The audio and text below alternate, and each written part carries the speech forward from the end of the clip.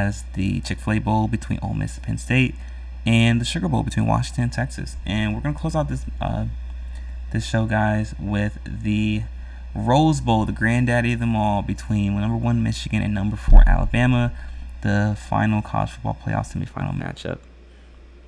And listen, guys, in this, it is interesting. So Vegas currently has.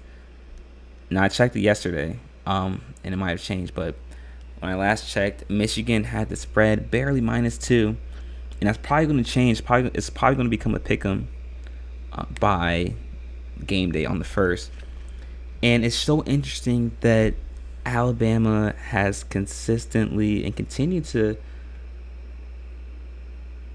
garner the respect of college football. Listen, because if you look at it, Michigan has, in terms of the roster and the players on Michigan have much more experience in the college football playoff than Alabama does. Listen, the players at Michigan have been in the college football playoff for the past 3 years, and like I said, they're undefeated this year. They've been number 1 for the past 3. They're number 1. They won the Big Ten. So they're not new to this. They're used to this sort of environment. And we know that Alabama is a younger team compared to Michigan. We know that they didn't make the college football playoff last year, though many argue that they should have. Alabama, we already know. We know Alabama's story. We've covered them all year. They have grown into one of the best teams in college football. Has one of the best stories in college football.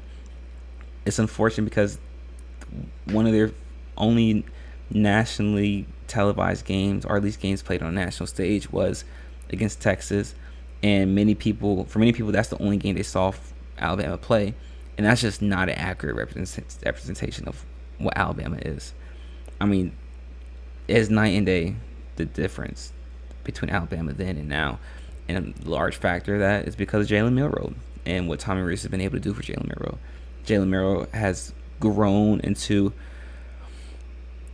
a productive, an efficient, and a talented quarterback.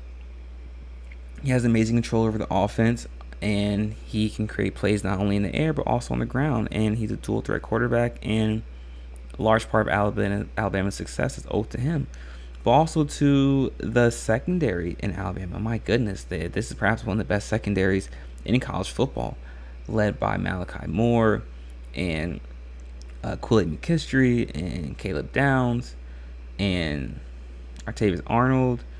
The names go on, and then there's still Dallas Turner in the front seven.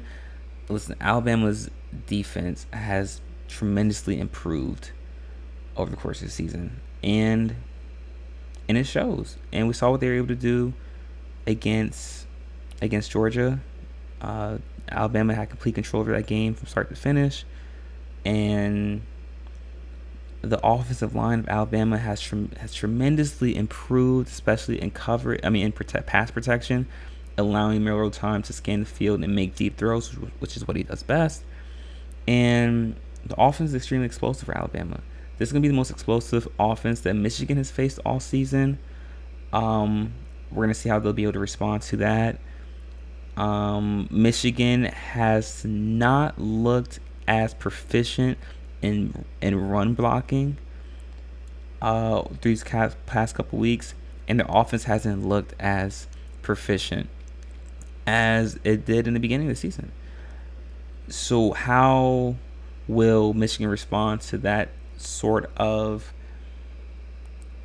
intensity and level of play? Because this is going to be the best team that Michigan's faced all year.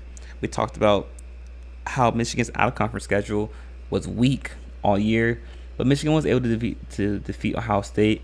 But we know how we feel about Ohio State. Listen, Ohio State was not.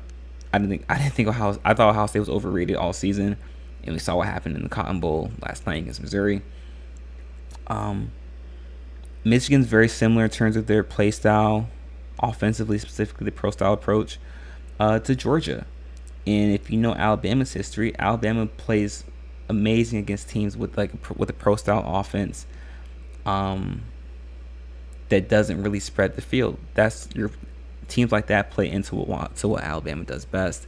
And this matchup is just going to, for Alabama, it's going to be another Georgia game. And so if you watch the Georgia-Alabama game in the SEC championship game, it was slow, it was methodical, but you could tell Alabama controlled the game from start to finish. And I think this game's going to go the same way. I think Alabama's going to control the game from start to finish. And it's going to, because Michigan plays into what Alabama does well. And listen, Nick Saban only has one loss in college football playoff semifinals since its inception, and that was to Ohio State. And every single game, semifinal game that Alabama's played in, has been won by 2 possessions.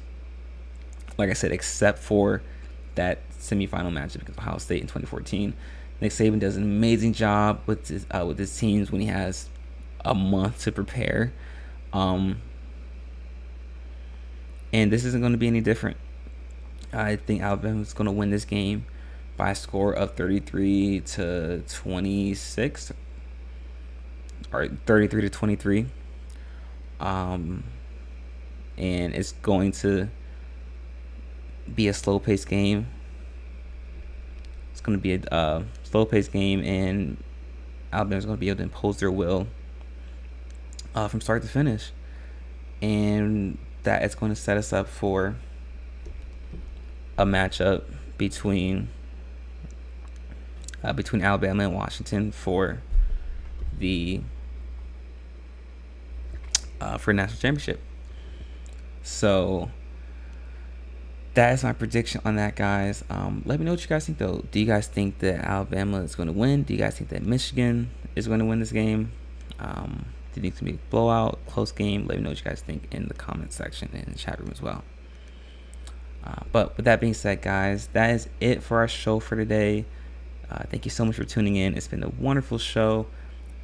We will be back tomorrow, actually, with another show. We will be previewing some of the NFL games, actually, with our NFL show.